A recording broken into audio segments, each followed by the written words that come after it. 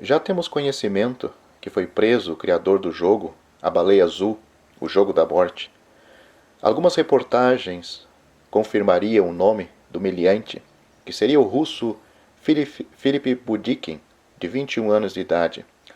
A prisão do rapaz teria ocorrido em uma das cidades mais conhecidas da Rússia, Moscou, e que ao chegar na cadeia, no entanto, o rapaz teria sido severamente espancado por grupo de presos. Mas, se tudo isto é verdade ou não, disto podemos tirar uma lição e ficar alarmados de como o ser humano tem poucos motivos para viver e lutar pela vida, principalmente nossas crianças, jovens e adolescentes. Em uma pesquisa feita em 2014, mostra que mais de 800 mil pessoas se suicidam por ano e 75% delas são de países de baixa renda. Aponta o primeiro relatório sobre o tema elaborado pela Organização Mundial da Saúde.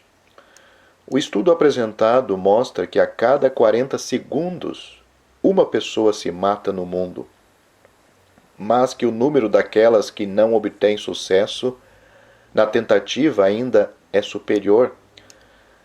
A pesquisa diz que caso o indivíduo não consiga tirar a própria vida, a probabilidade de uma segunda tentativa é maior, embora os índices sejam mais altos entre idosos de 70 anos.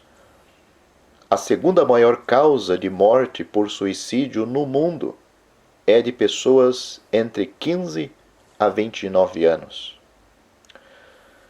Não tenho dúvida de que por trás de tudo o que leva ao incentivo de destruição da vida humana esteja a mão de Satanás.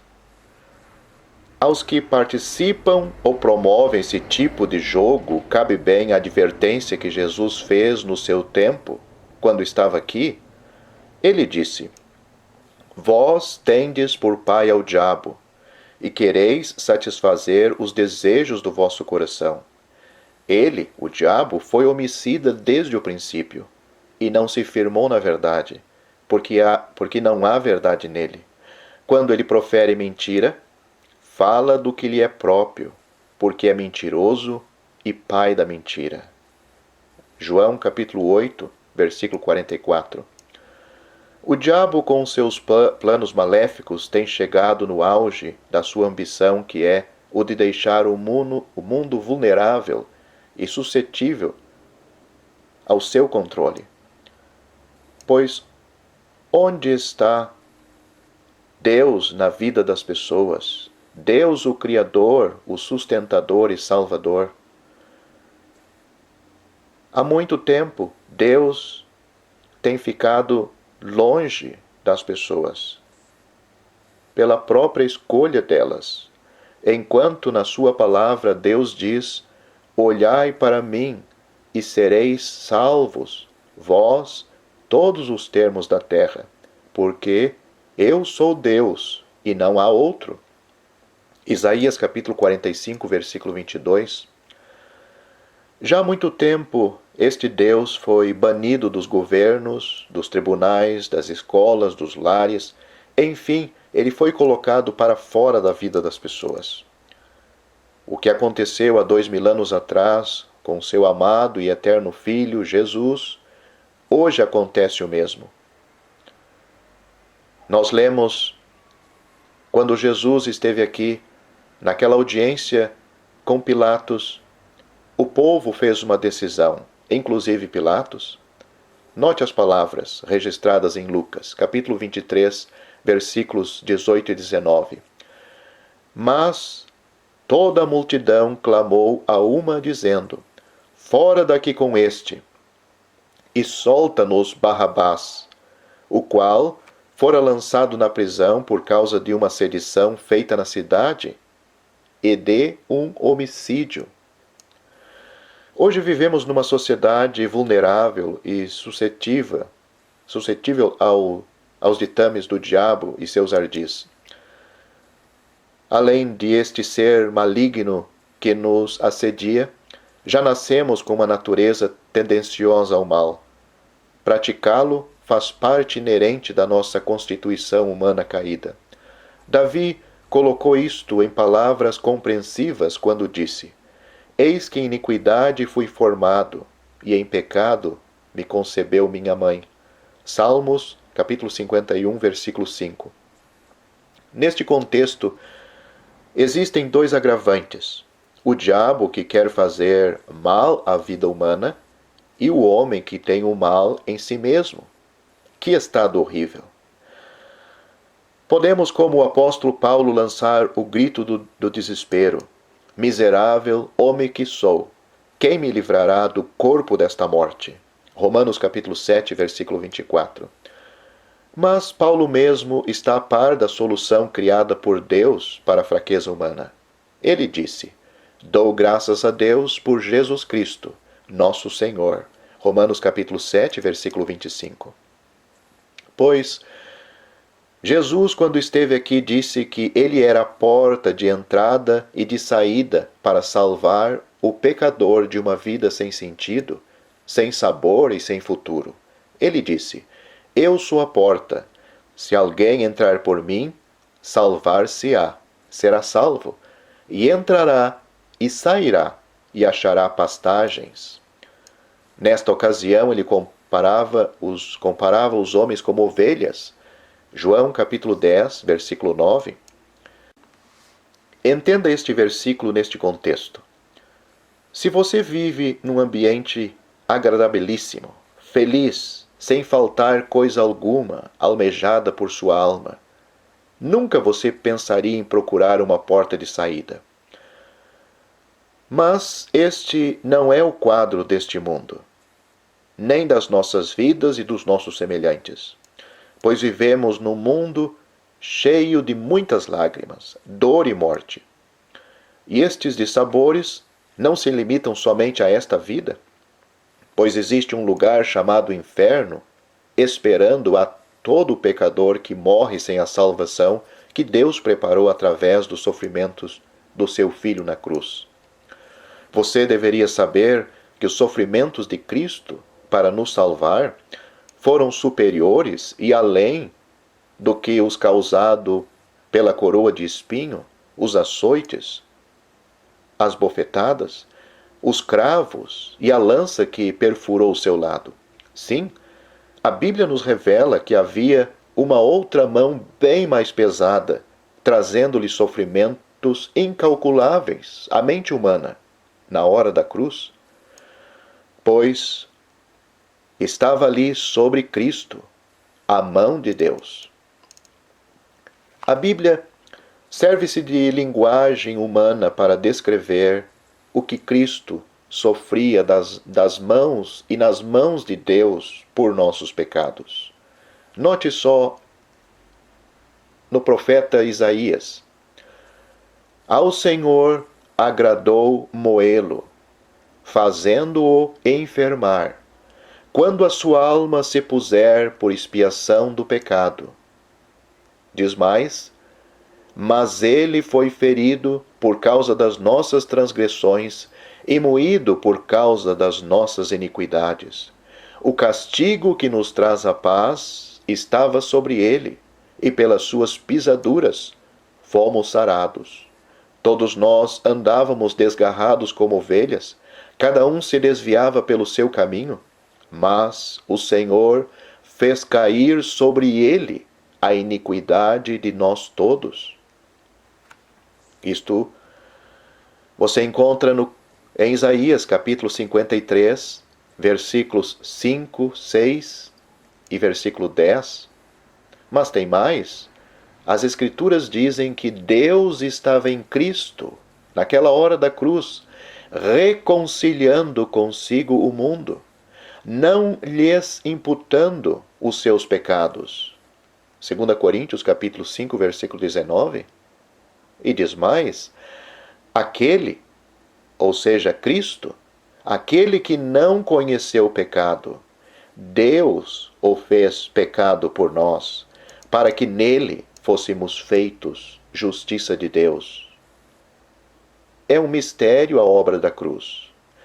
É um mistério, a obra da cruz para a nossa salvação, mas é um mistério revelado. Este último versículo que citei está em 2 Coríntios, capítulo 5, versículo 21. A solução não está em você ou qualquer pessoa tirar a sua vida, mas sim em ter uma nova vida. Mesmo que você não saiba, e acha até impossível isto acontecer, existe a real possibilidade e o meio de você ou qualquer pessoa se tornar uma nova criatura. E a maravilha em tudo isto é que isto é feito por Deus. A Bíblia diz: assim que, se alguém está em Cristo, nova criatura é. As coisas velhas já passaram, eis que tudo se fez novo. 2 Coríntios capítulo 5, versículo 17.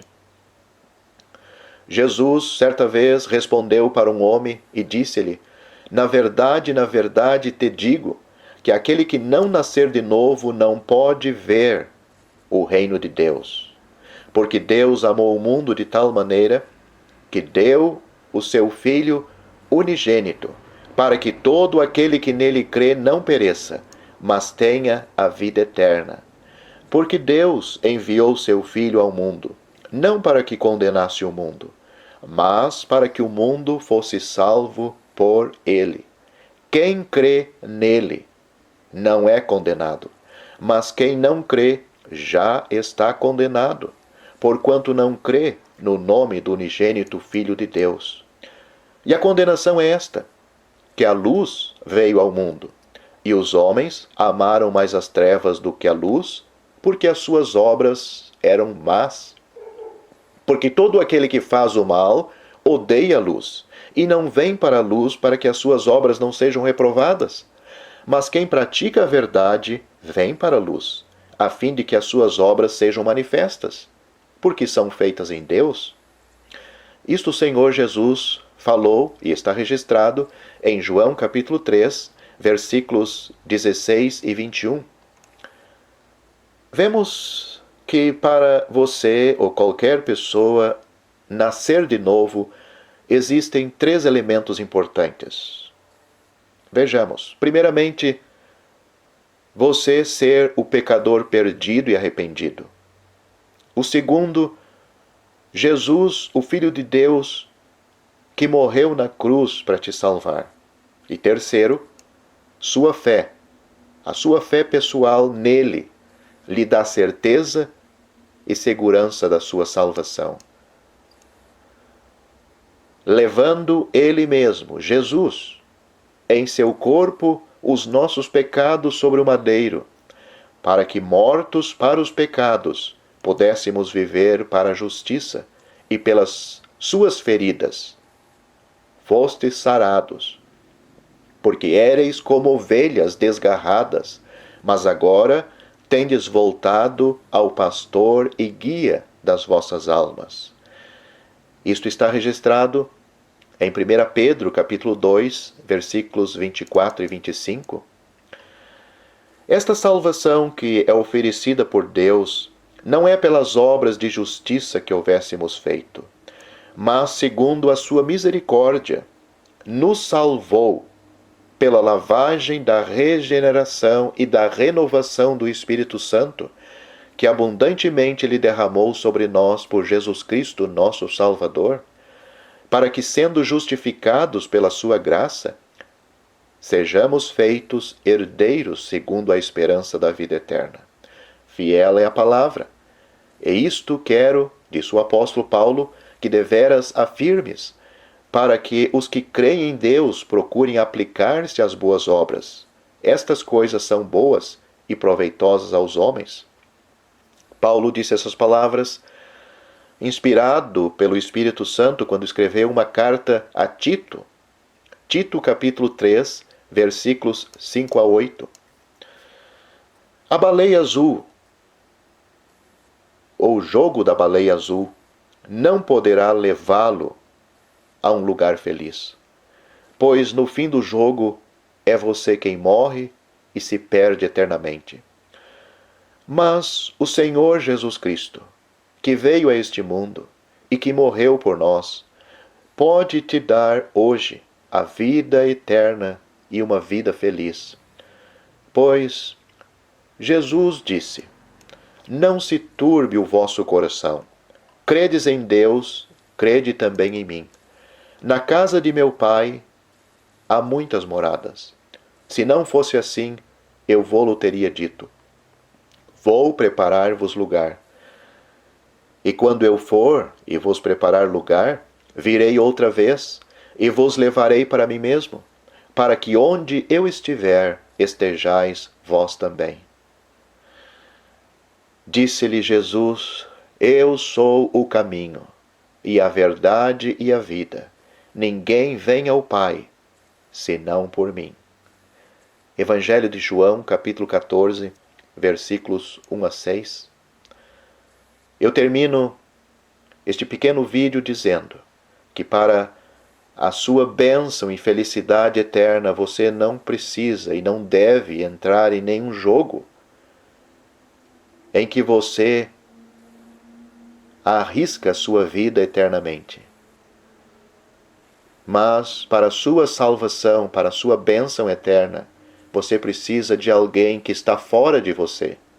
Alguém que veio a este mundo, que morreu por nós, que por nós quis sofrer sobre a cruz.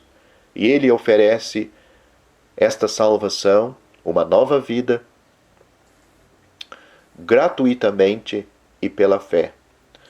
A Bíblia diz: crê no Senhor Jesus Cristo e serás salvo. Atos capítulo 16, versículo 31.